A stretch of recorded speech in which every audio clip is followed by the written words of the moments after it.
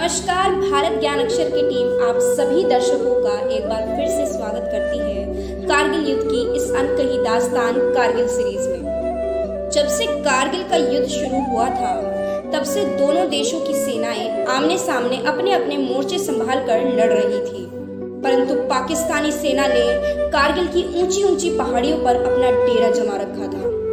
अत्यधिक ऊंचाई के कारण उन्हें भारतीय सेना से लड़ने में बिल्कुल भी कठिनाई का सामना नहीं करना पड़ रहा था। वहीं दूसरी ओर उन्हीं चोटियों के नीचे भारतीय सेना पाकिस्तान को मुंह तोड़ जवाब दे रही थी, परंतु नीचे होने के कारण उन्हें पाकिस्तान को करारा जवाब देने में और कारगिल पर विजय प्राप्त करने की राह में बहुत कठिनाई झेलनी पड़ रही थी। ऐसा माना जा रहा था कि अगर हमें एक पाकिस्तानी सैनिक को मौत के घाट उतारना है तो हमारे 4 से 5 सैनिकों को अपना बलिदान देना पड़ रहा था। इसी कारण भारतीय सेना ने यह निश्चय किया कि अब कारगिल की ऊंची ऊंची पहाड़ियों पर से पाकिस्तानी सेना को खदेड़ने और भारत का तिरंगा फहराने की जिम्मेदारी इंडियन एयरफोर्स को दी जाएगी।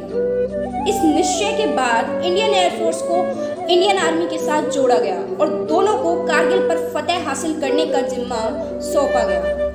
इंडियन एयरफोर्स ने इस कार्य को नाम दिया ऑपरेशन सफेद सागर और इसके उपरांत दोनों सेनाओं ने मिलकर पाकिस्तान की ईंट से ईंट बजा दी। 27 मई 1999 को कारगिल के बटालिक सेक्टर में भारतीय एयरफोर्स के 9वीं स्क्वाड्रन के अंतर्गत लेफ्टिनेंट के नचिकेता को मिग-27 और स्क्वाड्रन लीडर अजय आहूजा को मिग-21 का मोर्चा संभालते हुए भेजा गया। अभी तक सब कुछ सही चल रहा था, परंतु तभी अचानक नचिकेता के मिग-27 के इंजन में आग लग गई और विमान ने अपना संतुलन खो दिया और नचिकेता को विमान से बाहर निकालकर हवा में छलांग लगानी पड़ी। उस दुर्घटना में उनकी जान तो बच गई, परंतु दुर्भाग्यवश उन्होंने पाकिस्तान की सीमा में प्रवेश कर दिया। स्क्वाड्रन लीडर अजय आहूजा ने अपने मिग-21 से नचिकेता का पता लगाने की कोशिश की, पर इस कोशिश के दौरान पाकिस्तान की तरफ से आई मिसाइल ने उनके विमान को तबाह कर दिया और वे इस युद्ध में शहीद हो गए। पाकिस्तानी मीडिया में यह खबर आग की तरफ फैल गई कि कोई हिंदुस्तानी पायलट उनकी सीमा में घुस आया है। तब तक नचिकेता को पाकिस्तानी सैनिकों ने पकड़ लिया था और उन पर गोलियों की बरसात कर दी। फिर भी हमारे जाबाज पायलट ने हार नहीं मानी और अपनी बंदूक से उनका डटकर सामना किया, लेकिन पाकिस्तान की सीमा में होने के कारण वे अधिक समय तक संभाल नहीं पाए और कारगिल युद्ध के पहले और एकमात्र जेल के कैदी बने। यह खबर भारतीय मीडिया तक भी पहुंच गई थी और अब भारत सरकार को किसी भी हालात में नचिकेता को अपने वतन वापस लाना था। आइए अब हम उस वीर सैनिक की शहादत को याद करते हैं जिसने देश की सुरक्षा में अपने प्राणों को न्यौछावर तक कर दिया।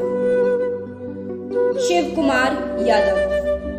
35 वर्षीय शिव कुमार यादव का जन्म महेंद्रगढ़ की सीमा पार ककराला नामक गांव में हुआ था। इस गांव में कई साल पहले पूर्व सैनिक स्वर्गीय आशाराम द्वारा बसाई गई एक ढाड़ी है जिसे आशाराम ढाड़ी बोला जाता है। इस ढाड़ी के मुखिया दयाराम के सबसे छोटे बेटे हैं शिव कुमार यादव। दयाराम के बड़े बेटे सेना में पूर्व ही भर्ती हो चुके थे और दूसरा बेटा भी सेना में कश्मीर में तैनात था। शिव कुमार यादव के एक बेटा और एक छोटी बेटी है। शिव कुमार यादव 22वीं ग्रेनेडियर के हवलदार थे।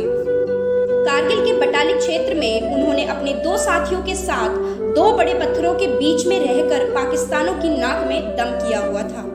वे और उनके 2 साथी बहुत ही सोच समझकर पत्थरों के सहारे निशाना लगा रहे थे, पर पाकिस्तान की तरफ से दागे गए अचानक एक गोले ने उन्हें हमेशा हमेशा के लिए शांत कर दिया।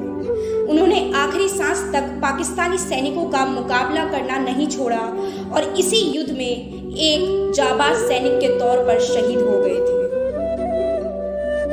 अगर आपको हमारी वीडियो पसंद आई है तो इसे लाइक करें, चैनल को सब्सक्राइब करें, कमेंट करें और दोस्तों एवं रिश्तेदारों में शेयर भी करें। आप भारत ज्ञान अक्षर को फेसबुक पर भी फॉलो कर सकते हैं, वहां भी आपको कारगिल सीरीज के सारे एपिसोड देखने को मिलेंगे।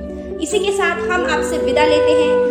अगले एपिसोड में फिर मिलेंगे एक नई कहानी के साथ और एक जाबाज सैनिक की शहादत को याद दिलाते हुए। धन्यवाद।